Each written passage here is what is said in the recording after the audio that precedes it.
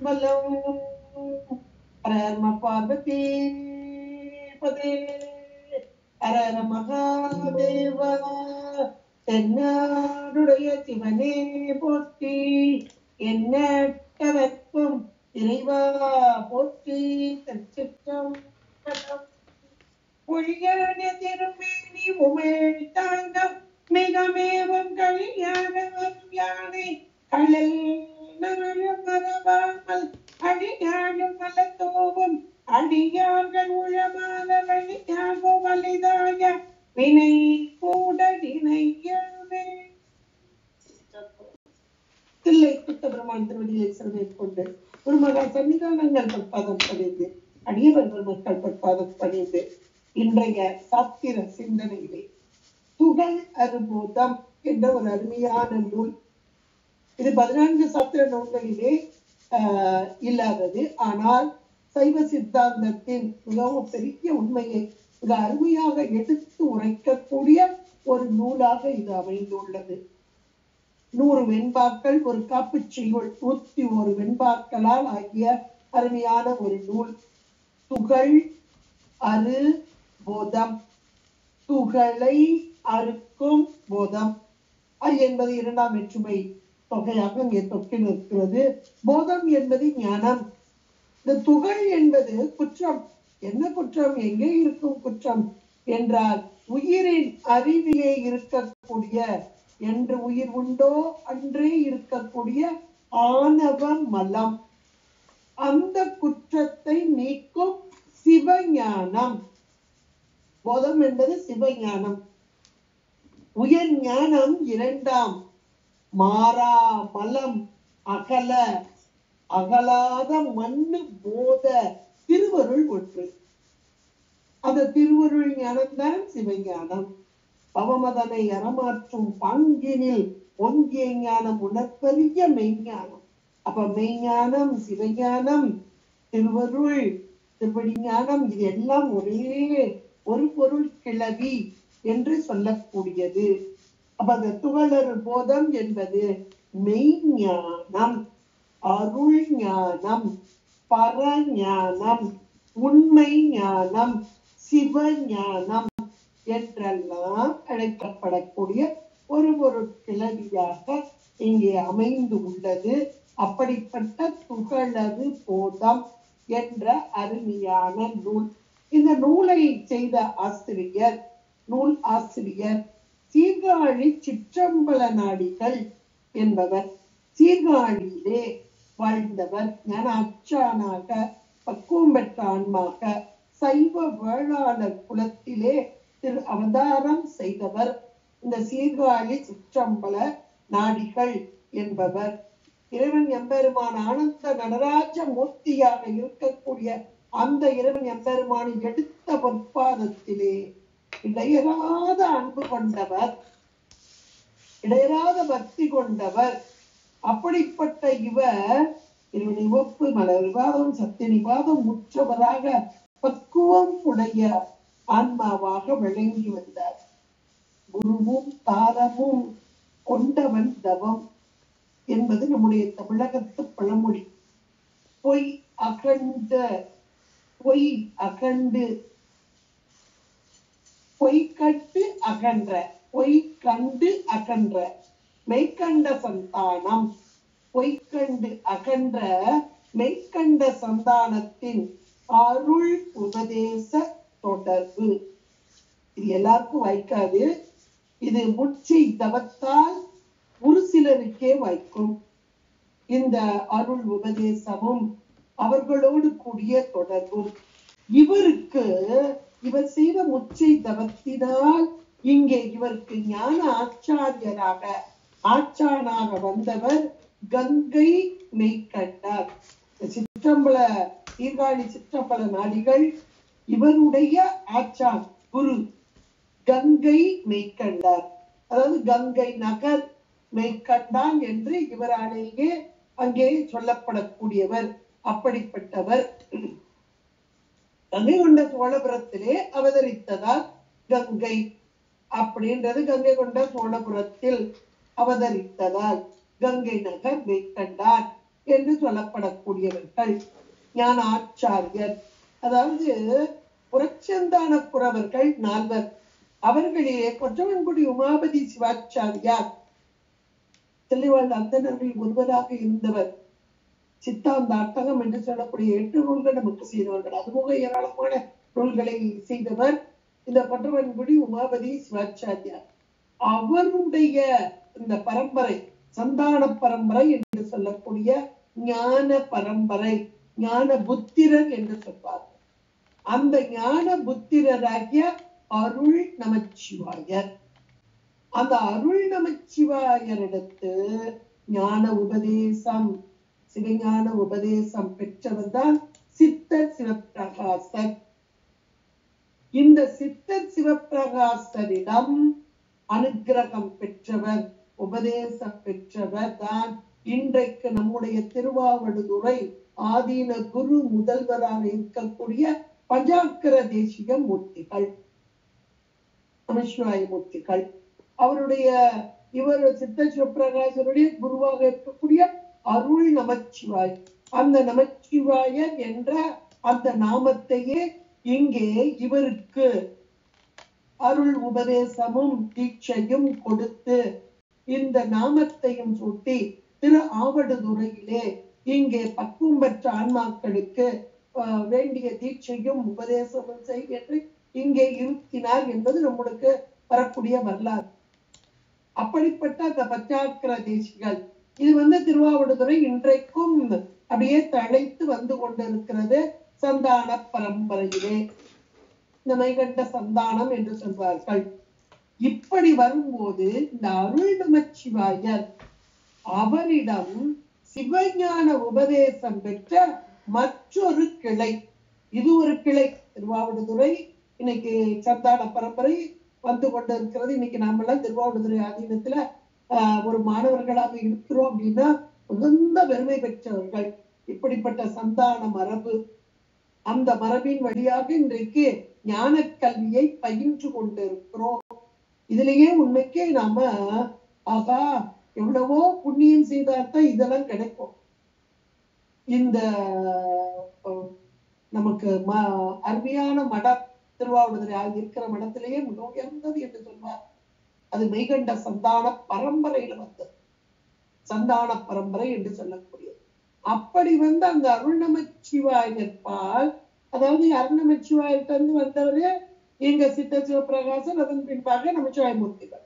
இந்த அருள் நமச்சிவாயரிடம் சிவ ஞான உபதேசம் பெற்ற மற்றொரு கிளை, அது சீர்காழியிலே, இந்த சீர்காழியிலே வந்து வதிந்த அருளியது. அவர்கள்தான் காளி கங்கை மெய்கண்டார், காளி கங்கை மெய்கண்டார். இவர்களுடைய அந்த காளிக்கங்கை மெய்கண்டார் அவருடைய ஞான புத்திரர், அவருடைய சீடர், அவர்தான் சிற்றம்பல நாடிகள் என்று சொல்லக்கூடியவர். இந்த சிற்றம்பல நாடிகள் தான் இந்த துகளறு போதம் என்ற இந்த நூலை செய்தவர்கள். இந்த சிற்றம்பல நாடிகளிடம் அருள் உபதேசம் பெற்றவர்கள் ஏராளமான பேர், அருள் உபதேசம் பெற்றவர்கள் ஏராளமான பேர். அவர்களுள் மிகவும் சிறந்தவர்கள் 63 மாணவர்கள் என்று குறிப்பிடப்படுகிறது. அவர்களுக்குள்ளும் சிறந்தவர்களாக, அது நெருக்கமாக அணுக்க தொண்டர் அப்படின்னு சொல்லுவார். அப்படிப்பட்டவர்கள் 3 பேர். அந்த சிறந்தவர்கள் சிவபுரம் தத்துவ பிரகாசர், சிவபுரம் ஞான பிரகாசர், கண்ணப்பர் என்று சொல்லக்கூடியவர்கள்.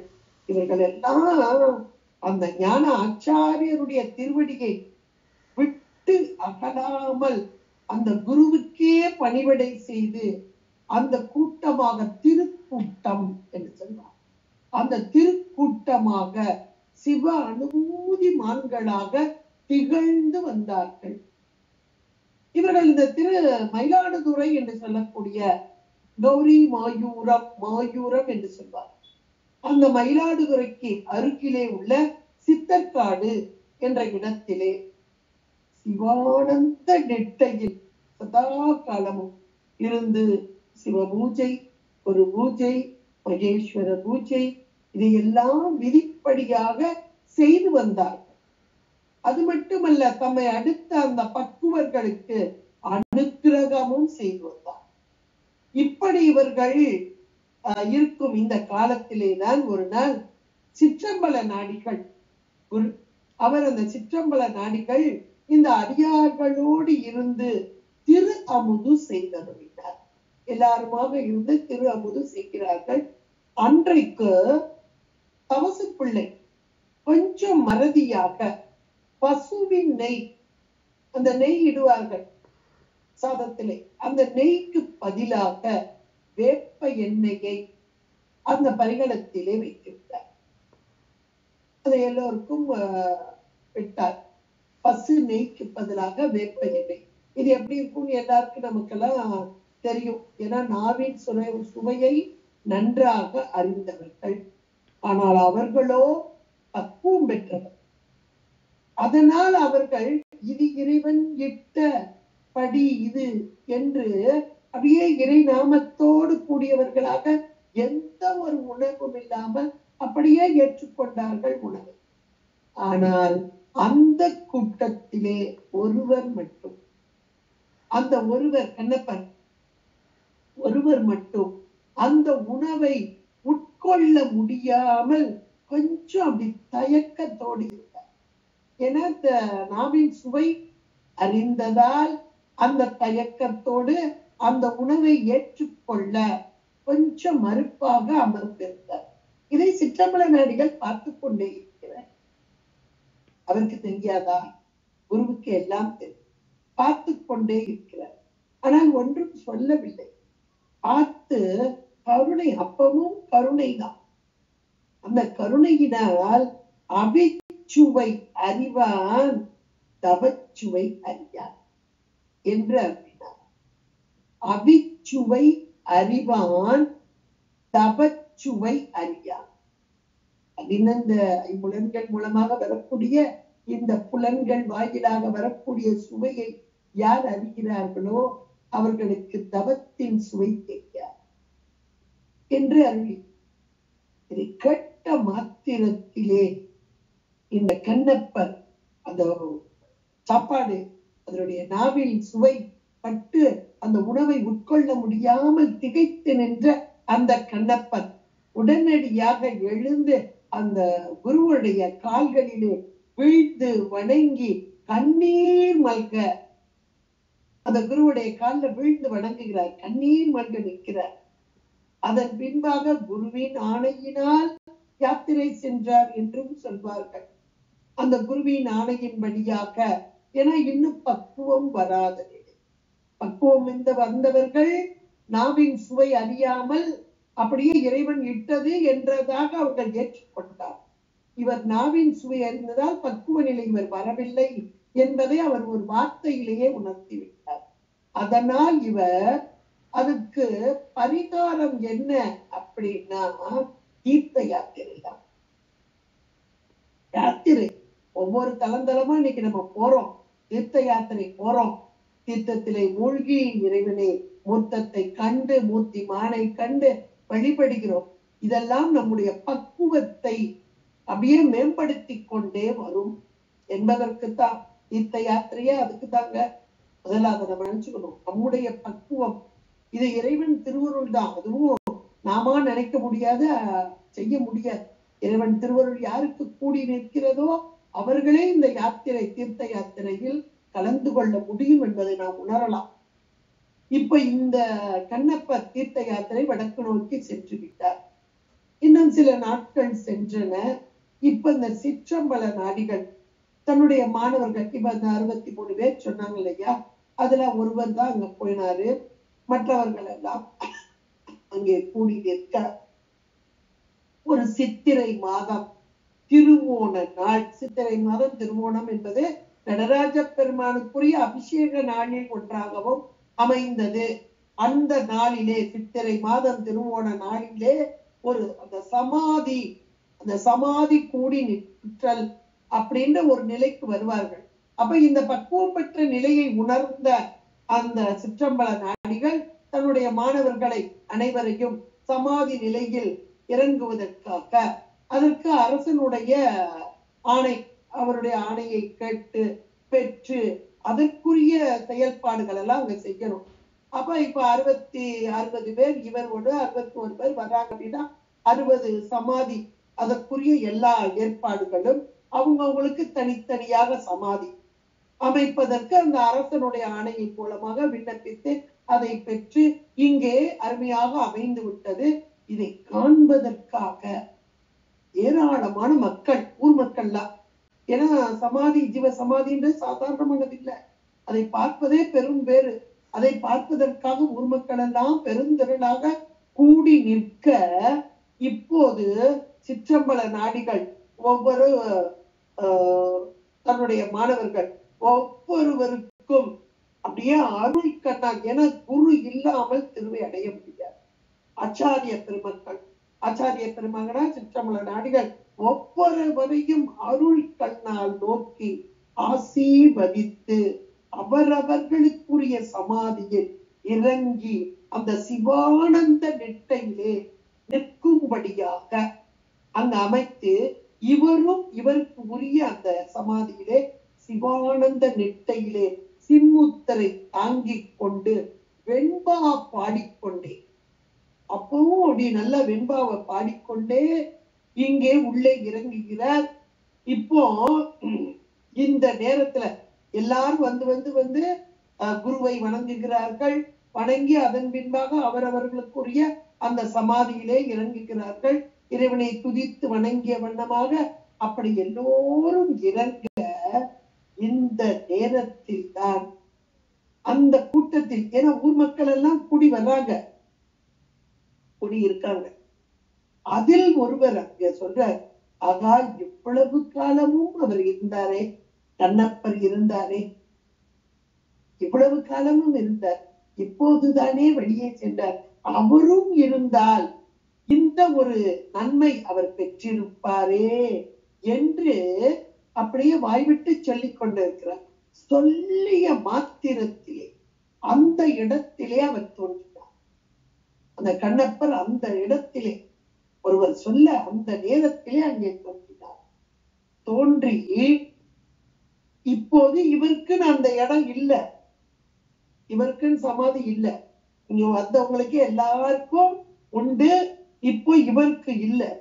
இல்லாத போது இவர் என்ன செய்தார் என்றால் எல்லோரையும் வணங்கினார். முதல்ல ஒவ்வொருவருடைய எல்லா 60 பேர் இங்க இருக்கிறாங்கன்னா 60 பேருடைய சமாதியை ஒவ்வொரு 3 முறை வணங்கி வருகிறார். வணங்கி வந்து இறைவனை துதித்து வணங்கி கொண்டே இங்கே சுற்றி வருகிறார்.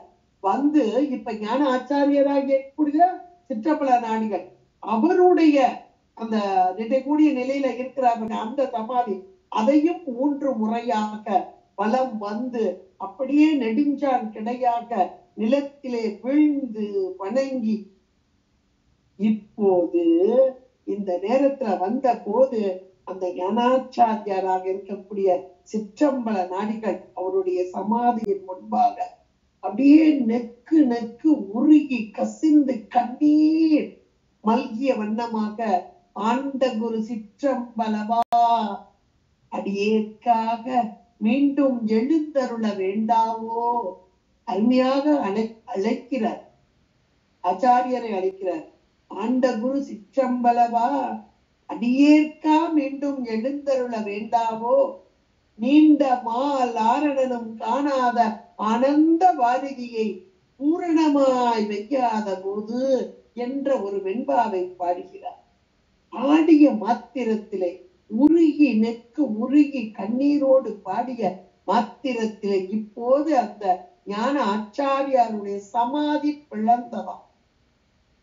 பிளந்து அந்த ஞான ஆச்சாரியார் வெளிப்பட்டு அந்த கண்ணப்பர் முன்னாடி நின்று அழுது கொண்டிருக்கும் அந்த கண்ணப்பரை நோக்கி அஞ்சற்க என்ற அமைந்த கரத்தை காண்பித்தார். அஞ்சற்க என்று அந்த அமைந்த கரத்தை காட்டி அருளி அழைத்து அனைத்து தம்மோடு ஐக்கியம் செய்து கொண்டார், தன்னோடு ஐக்கியமாக்கி கொண்டார். என்ன ஒரு பேரு பாருங்க. எல்லோரும் அங்க இருந்தவங்க எல்லாம் ஆச்சரியம் அதிசயப்பட்டு, ஆகா இவர் பெற்ற பேருதான் என்ன அப்படின்னு அரசனங்க இருக்கிற அப்படிப்பட்டதாக எல்லோருமாக அங்கே அதிசயப்பட்டு நின்றார். அப்படிப்பட்ட சிற்றம்பல நாடிகள், இப்படிப்பட்ட சிற்றம்பல நாடிகள் இந்த ஒரே நேரத்திலே 63 பேர்களோடு சமாதி அடைந்த நிகழ்ச்சியை ஒரு பழைய பாடல் ஒன்று குறிப்பிடக்கூடியதாக, முத்தர் 63 பணிந்து ஏத்தும் சித்தர் மனம் தில்லை சிற்றம்பலமா, பக்தர் பவையிருளை நீக்கி அருள் பாணுவே, துய்ய தவவடிவே நின் தாழ் சரணம் என்பதாக அருமையாக எடுத்து கூறக்கூடியதாக இருக்கிறது.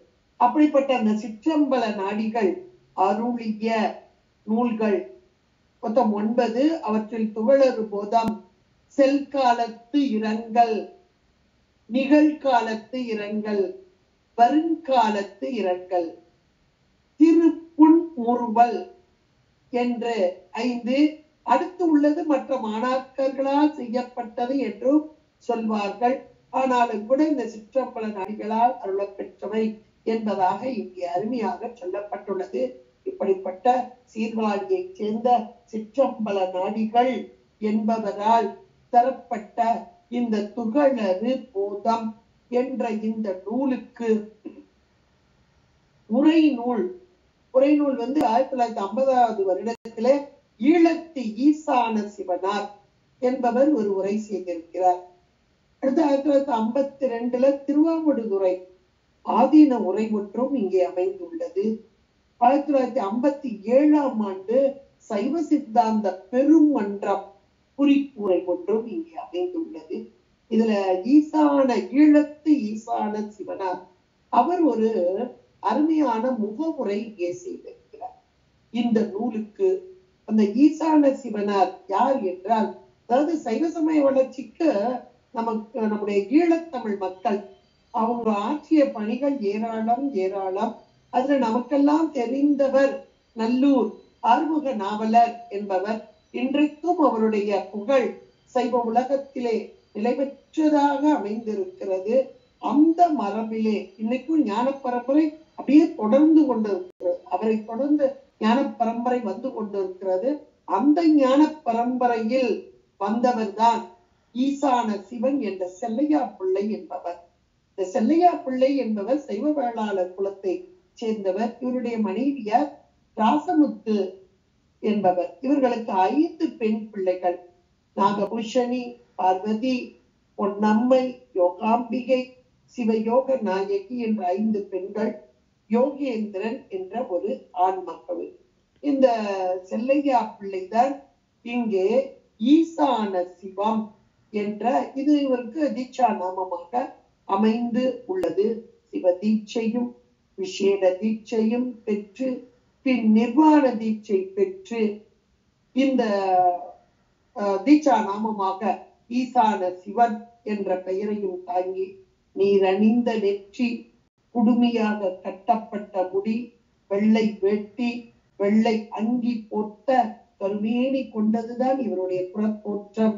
அன்பு, இரக்கம், ஈகை, அடக்கம், அறிவுடைமை இவருடைய ஆளுமை கூறுகள் என்றெல்லாம் சொல்வார்கள். அப்படிப்பட்ட நாள் தவறாது சிவபூஜை செய்யும் ஈசான சிவன் சரியான முருக பக்தராகவும் இருக்கக்கூடியவர். அதுல இன்றைக்கு நமக்கு தை மாதம் பரணி நட்சத்திரம் CKC ஐயா அவருடைய நினைவு நாள் என்றெல்லாம் நமக்கு வாட்ஸ்அப்ல எல்லாம் நீங்க பார்த்திருப்பீங்க. அந்த CK சுப்பிரமணிய முதலியார் அவர் இவரை பற்றிய புகழை அருமையாக அமைத்து கொடுத்திருக்கிறார். CKC முதலியார் அவர்களும் இவர் ஈசான சிவன் பற்றியதான இவருடைய தமிழ் புலமையையும் சான்றாண்மையையும் எடுத்து கூறுவதாக இங்கே அமைந்துள்ளது. அப்படிப்பட்ட மேலான ஈசான சிவன் என்பவர் இந்த நூலுக்கு உரை செய்தது. அந்த உரை மட்டும் இல்ல, ஒரு முகவரை முதல்ல கொடுத்திருக்கிறார். இந்த ஈசான சிவனார் என்பவர் இந்த நூலுக்கு ஒரு முகவரை கொடுத்திருக்கார். ரொம்ப அருமையா இருக்குது. அதனால இன்றைக்கு இந்த சிற்றம்பல நாடிகளுடைய வரலாறு, இந்த ஈசான சிவனார் பற்றிய சில குறிப்புகள், அடுத்து இந்த நூல் பற்றிய குறிப்புகள். அது ஈசான சிவனார் கொடுத்த முகவுரையிலேயே அழகா எடுத்து கொடுத்திருக்கிறார். என வரக்கூடிய நூல் எப்படிப்பட்டது என நிறைய பேருக்கு துகளர் போதம் என்ற ஒரு நூல், அந்த பேரையே கேள்விப்பட்டிருக்க மாட்டார்கள். ஒரு சிலருக்கு நன்றாக பரிச்சயமா இருக்கும், நூல் கையில வச்சிருக்கிறவங்களும் இருக்கலாம். அதனால இந்த நூலை பற்றி சற்று தெரிந்து கொண்டு உள்ளே சென்றால் மிகவும் நலம் பயக்கக்கூடியதாக இருக்கும். இப்ப இந்த முகமுறையில சொல்லப்பட்ட அந்த கருத்துக்களை ஒரு சின்ன ஒரு அட்டவணை மாதிரியும் நான் போட்டு அனுப்பியிருக்கேன். அதை நீங்க ஜெராக்ஸ் கூட எடுத்து வச்சுக்கலாம். ஏன்னா இது தசகாரியத்தை எப்படியெல்லாம் சொல்கிறது இந்த துகளர் போதம், அது அந்த தசகாரியத்திற்கும் இந்த துகளர் போதம் சொல்லக்கூடியதற்குமான ஒப்பீடு, அது ஒரு அட்டவணையாக இங்கே அமைந்துள்ளது. அதை இந்த ஈசான சிவனாருடைய முகவுரையில் மிக அழகாக தெளிவாக கொடுத்திருக்கிறார். அதனால இதை பார்த்துட்டு நீங்க அட்டவணையும் நீங்க பார்த்தீங்கன்னா இன்னும் உங்களுக்கு நூல் எதையெல்லாம் சொல்ல வருகிறது என்பதை குறித்து ஒரு நல்ல ஒரு தெளிவு உங்களுக்கு கிடைக்கக்கூடியதாக. உயிர்களாக்கிய நாம் அனாதியே மலபந்தம் உள்ளவர், உயிருடைய அறிவிலே என்றைக்கு உயிர் உண்டோ அன்றைக்கே அனாதியாக இந்த மலம் ஆணவ மலம் அப்படி இருப்பதால் எந்த ஒன்றையும் நாம அறிய முடியாது. நாம அறிய முடியாது. இது கேவல நிலையில ஆணவ மலம் மட்டுமே செறிந்து இந்த ஆன்ம அறிவு முழுக்கையும் மறைத்து கொள்ள, இந்த நிலையில தான் இந்த ஆன்மா அறிவு இச்சை செயல் ஒன்றும் இல்லாமல் ஆணவமலத்தோடு கூடி நிற்கக்கூடிய இந்த நிலை, இதுதானே கேவல நிலை என்று சொல்கிறோம். ஒன்றையும் அறியாதது, அறிவிலன், அமூர்த்தன், நித்தன், அராக ஆதி குணங்களோடும் செறிவிலன், கலாதியோடும் சேர்விலன், செயல்கள் இல்லான், புரியிலன், கத்தா அல்லன், போகத்தில் கொள்கை இல்லான், பிரிவிலன், மலத்தினோடும் வியாபி. கேவலத்தில் ஆன்மா. நமக்கு சிவஞான சித்தியார் சுபக்கத்துல இந்த பாடல் மிக தெளிவாக அருமையாக சொல்லப்படுது. கேவலம், அப்ப அந்த கேவலம் என்பது தனிமை, மலத்தோடு கூடிய அந்த நிலை. அந்த கேவலமோ அனாதி கேவலம், ஆதிக்கேவலம் என்று இருதிரமாக அமைந்துள்ளது. ஆதிக்கேவலம் என்பது சர்வசங்கார காலத்தில் நிகழ்வது என்று சொல்லக்கூடியது. அதிசூட்சும ஐந்தொழில் அந்த நேரத்தில் நிகழக்கூடியது. நள்ளிருளில் நட்டம் பயின்றாடும் நாதனே, இதன் மூலமாக நாம் எல்லாம் உணர்ந்து கொள்ளலாம். இறைவனுக்கு நள்ளிரில் உண்டா, நண்பகல் உண்டா? அவனுக்கு எதுவுமே கிடையாது. அப்ப யாருக்கு இருக்கிறது என்றால் ஆணவமலத்தோடு கூடியிருக்கும் இந்த ஆன்மாவுக்கு. அந்த நிலையிலும் இறைவன் உடனாக இருந்து அந்த கேவலத்தினும் எற்றி அருளும் அந்த நிறுத்தம், அதுதான் நள்ளிருளில் நட்டம் பயிலுதல். பயிலுதன பழகுதல். இது இங்க ஐந்து நிலை உணர்த்தியது. இந்த கேவலத்து ஆன்மாக்கள், கேவல நிலையில ஆன்மாக்கள் நுகர்வது என்ன? துன்பம் ஒன்றே, துன்பமே, பிறப்பே, துன்பமே என்ற மாத்திரத்தில் கேவல நிலையில ஆன்மாக்களுடைய நிலை அந்த ஒரு ஏகாரம், ஏற்ற ஏகாரம். துன்பமே, பிறப்பே, இறப்போடு மயக்கம் தொடக்கலாம் அறுத்த நற்சோதி என்றெல்லாம் நமக்கு திருவாசகம் ரொம்ப அழகாக சொல்லக்கூடியதாக இருக்கிறது. இந்த நிலையில் துன்புறக்கூடிய இந்த ஆன்மாக்களிடத்து பெருங்கருணை கொண்ட இறைவன் எம்பெருமான். கருணை, அந்த கருணை மட்டும்தான். அதுவும் சாதாரணமான கருணை இல்ல, பெரும் கருணை. எதை ஒன்றும் எதிர்பார்க்காத அந்த கருணை. அந்த கருணையினாலே மல பரிபாகம் தாரதமியத்துக்கு இசைந்து தனு கரண ஆதிகளை கொடுத்து அருள. தனு கரணம் கொடுத்தமா, அது 4 வகை தோற்றமாக 7 வகை பிறப்பாக 84,100,000 யோனி பேதங்களாக பிறந்து சகல அவத்தையை அடை. அப்ப முதல்ல கேவல நிலை, தனித்து நிற்றல், மலத்தோடு மூடி நிற்றல், துன்பமே ஆன நிலை. இப்போ கருவிகரணங்களோடு கூடிய நிலை. இது சகல அவத்தை.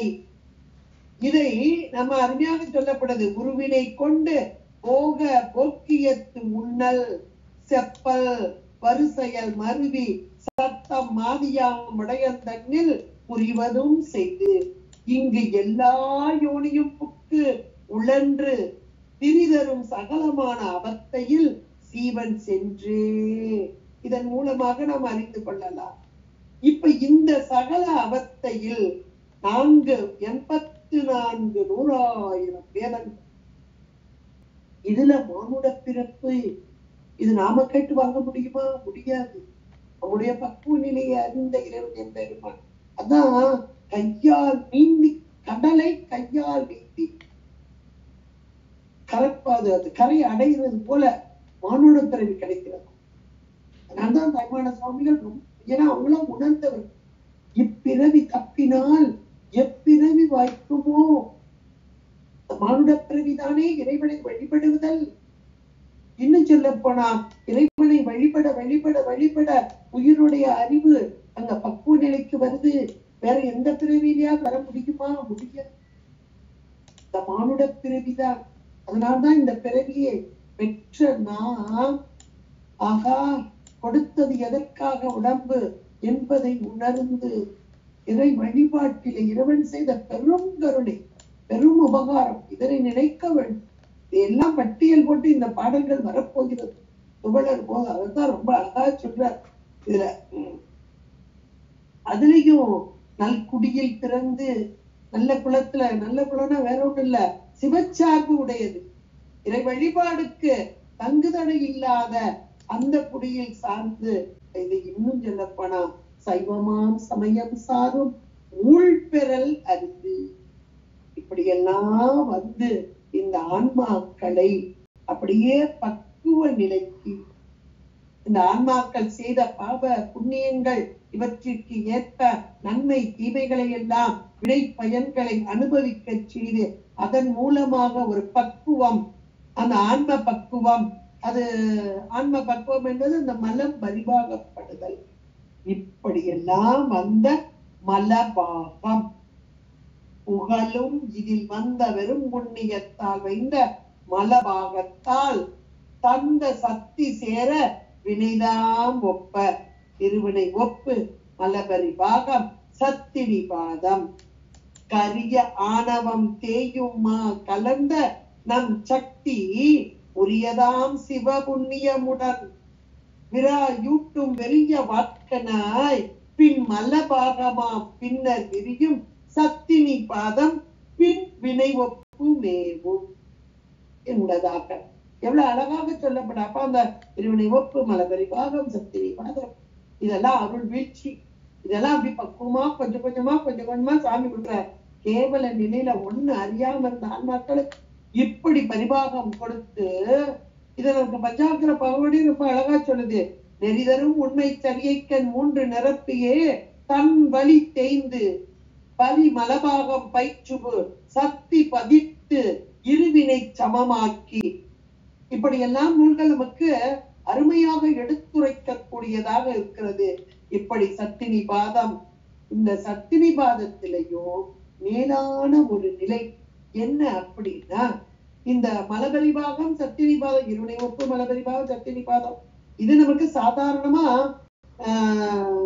சகல நிலை, இந்த சகல அவத்தையில நிகழ்த்துற நம்ம சாதாரணமா தெரியும். ஆனா சுத்த நிலையில் நடைபெறுதல், சுத்த அவத்தையில் நிகழும் இருவினை ஒப்பு மலபரிபாகம் சத்தினி பாகம், இதை இதனோடு சேர்த்து, ஏன்னா சகல நிலைதான் நமக்கு தெரியும், சுத்த நிலை நமக்கு தெரியும். ஆனா அங்கேயும் உண்டு.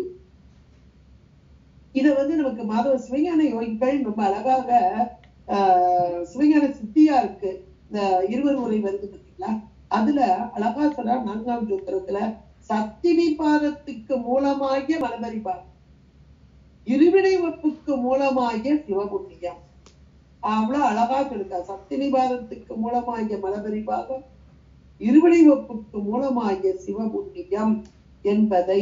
அப்ப இந்த ஆன்மாக்கள் இருவனை ஒப்பு எய்திய ஆன்மாக்கள் சுத்த அவத்தையை, நல்ல சுத்த அவத்தை தான் நமக்கு வேண்டியது. அந்த சுத்த அவத்தையுடைய இயல்பு இங்கே மிக அழகாக தெளிவாக கொடுக்கப்பட்டிருக்கிறது. ஏன்னா இந்த நூலுக்குள்ள என்னெல்லாம் வருகின்றதை இன்னும் அப்படி அழகா சொல்றார். இருவினை செயல்கள் ஒப்பின் ஈசந்தன் சக்தி நோய குருவருள் பெற்று ஞான யோகத்தை குறுகி முன்னை திரிமலம் அறுத்து பண்டை சிற்றறிவு ஒழிந்து ஞானம் பெருகி நாயகன் தன் பாதம் பெறுவது சுத்தம் ஆமே. இது நம்ம சுத்த நிலை அப்படின்னா என்னன்றதை நம்ம புரிஞ்சுக்கலாம். இது நமக்கு சரியான போதம். இந்த சித்தாந்த நூல்கள் எல்லாம் ரொம்ப அழகாக எடுத்து சொல்கிறது. ஞானத்தில் ஞானமாகிய தச காரியங்கள். அப்ப தச காரியங்களை இந்த நூல் சொல்ல போகுது. எது நம்ம பார்க்க போற துகளறு போதும். அப்ப அந்த தச காரியம் என்பது நம்ம அடுத்த வகுப்புல பார்க்கும்போது முதல்ல நூலுக்குள்ள காப்புச்செயலுக்குள்ள நுழையிறதுக்கு முந்தி தசகாரியங்களை பத்தி ஒரு சின்ன இன்ட்ரோடக்ஷன் என்ன அப்படின்றத நம்ம பார்த்துட்டு உள்ள போகலான்னு அடியே நினைக்கிறேன். இப்ப இந்த இடத்துல இந்த ஞானமாகிய ஞானம், ஞானத்தில் ஞானமாகிய அந்த தசகாரியம். அப்ப தசகாரியம் என்பது எப்ப வருது அப்படின்றத முதல்ல நம்ம உணர்ந்துக்கணும். தசகாரியங்கள் நமக்கு ஓரளவுக்கு தெரிஞ்சவங்களுக்கு தெரியும், தெரியாதவங்களுக்கு கூட அடுத்த தடவை நான் அதை அப்படியே போட்டு விட்டு என்னன்றத அந்த விளக்கமாக டெபினிஷன் போட்டு விட்டோம். அப்ப ஞானத்தில் இந்த தசகாரியம் என்பது ஞானத்தில் ஞானமாகிய தச காரியங்களையும் 30 அவதரங்களாக வகுத்து கூறுவதுதான் இந்த துகளறு போதம் என்ற இந்த சாதனை நூல். எவ்வளவு அருமையா இருப்பார். 30 அவதாரங்கள். இதுல வர்ற புறமே அவதரம் வந்து அது என்னன்றதை நான் உங்களுக்கு அப்படி அனுப்புவேன். சரியா? இந்த துகளறு போதத்தில் சொல்லக்கூடிய இந்த சாதனை நூல். துகள் குற்றம் நம்ம முதலே பார்த்தோம்.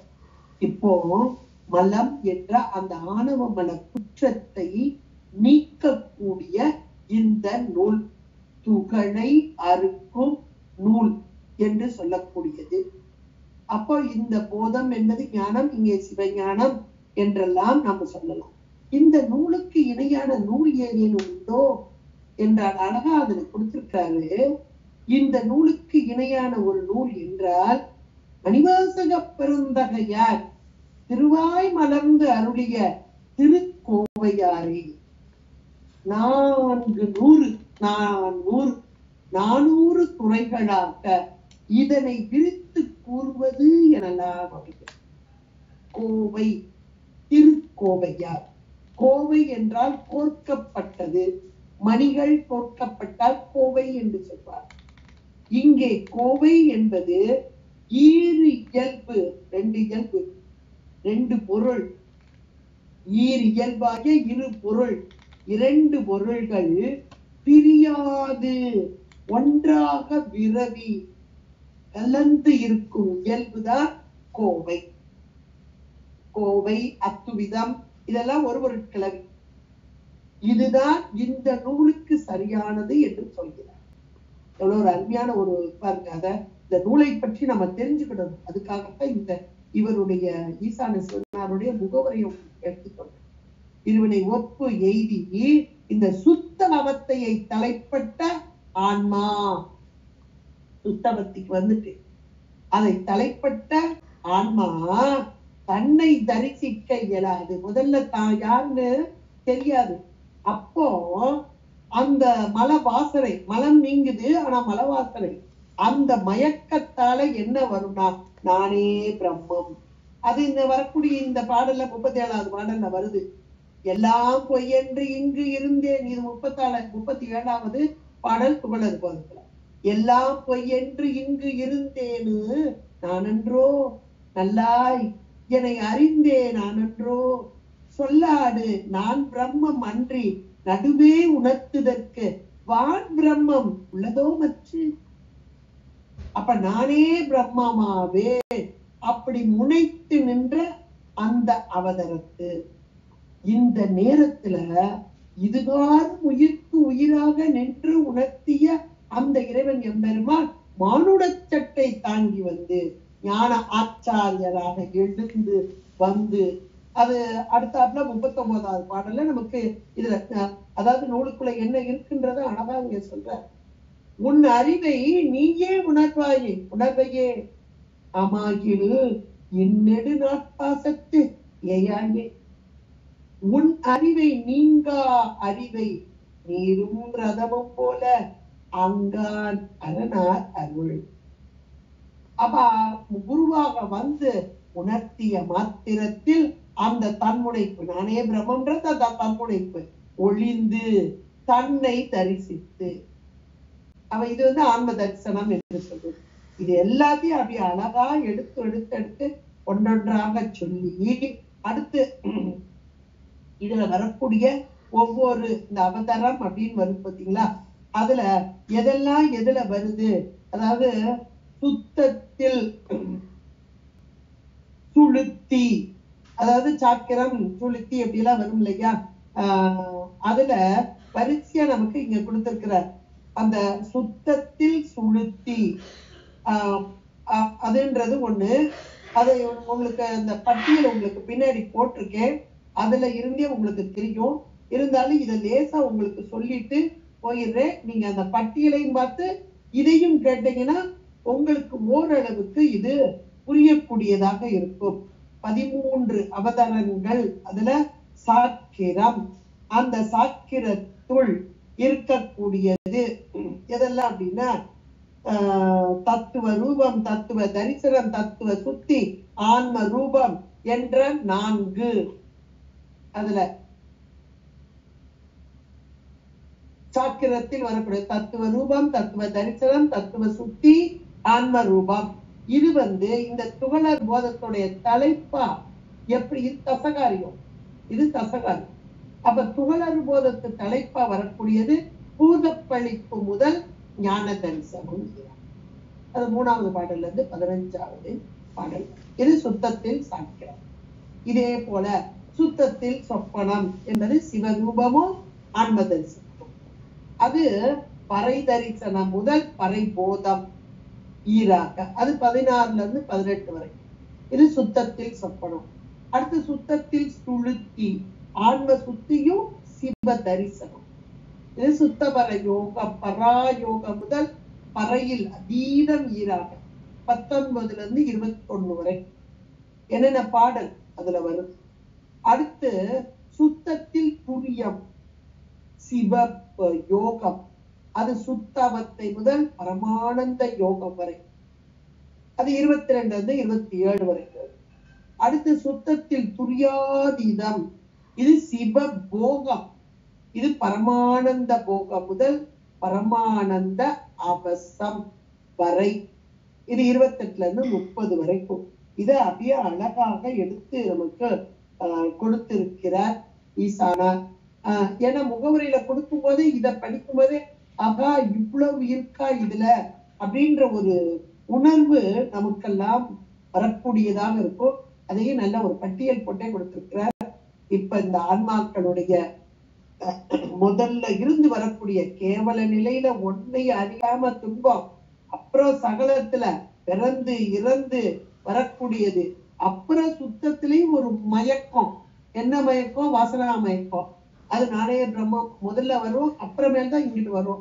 அதுக்கப்புறம் ஆன்மாக்கள் இறை திருவருள் கூடி நின்ற அந்த நிலையிலே இறைவன் எம்பெருமான் குத்த பெருமானாக, தென்பாண்டி நாட்டானாக, அல்லல் பிறவி அறுப்பானாக, என்றைக்கும் நமக்கு அருளும் பெருமானாக இருக்கும் தன்மையை உணர்தல். இது எல்லாமே பட்டியல் போட்டு இந்த பாடலாக்கி நமக்கு தந்திருக்கிறார் நம்முடைய சிற்றம்பல அடிகள். துகளறு போதம் என்ற ஒரு அருமையான நூலாக்கி தந்திருக்கிறார். இந்த ஒரு அருமையான நூல் வெண்பா யாப்பிலே செய்யப்பட்டதாக நல்ல ஒரு நடை, செந்தமிழ் நடையிலே யாக்கப்பட்டு தமிழ் புலவர்க்கு நல்ல விருந்தாக, தமிழ் விருந்துன்னு சொல்லுவாங்க. புலமை, அதாவது தமிழ் புலமையில சிறந்தவர்களுக்கு விருந்துதான். நம்மளை போல அறியாதவங்களுக்கு அது கொஞ்சம் மருந்தாத்தான் இருக்கும். இருந்தாலும் அதுக்கு விளக்க உரை கொடுத்திருக்காங்கப்பா. அந்த விளக்க உரையின் மூலமாக நாம் ஓரளவுக்கு இதையெல்லாம் கண்டு கேட்டு அப்படியே தெளித்து அதன் மூலமாக ஒரு இன்பத்தை அது கொஞ்சம் கொஞ்சமா படிமுறையில நாம் அதை உணரக்கூடியவர்களா இருப்போம்.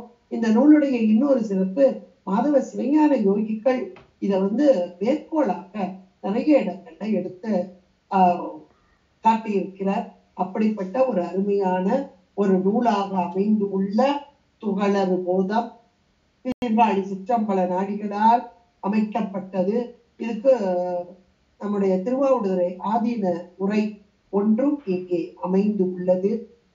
அப்படிப்பட்ட இந்த நூலை சிந்திப்பதற்கு என்னுடைய திருவருடும் குருவருடும் கூடி நிற்க அடுத்த வகுப்பிலே இது எப்படி ஒரு வரிசையில இருக்குன்றத மீண்டும் ஒரு முறை பார்த்துட்டு துகளறு போதம் என்றது எதை சொல்கிறது, எப்படி அமைந்திருக்கிறது என்பதை சொல்லிவிட்டு அதன் பின்பாக காப்புச்செயலுக்குள் நாம் சென்று விடலாம் என்று கூறி அருமையான இந்த நூலை பற்றி சிந்திப்பதற்கு இன்றைய நல்ல நாளிலே நமக்கு அருள்பாலித்த இறைவனுடைய திருவருளுக்கும் குருவருளுக்கும் நன்றி கூறி விடைபெறுகிறேன். நன்றி, வணக்கம். திருச்சிற்றம்பலம்.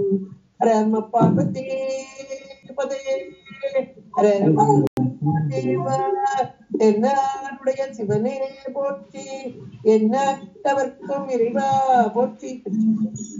நன்றி.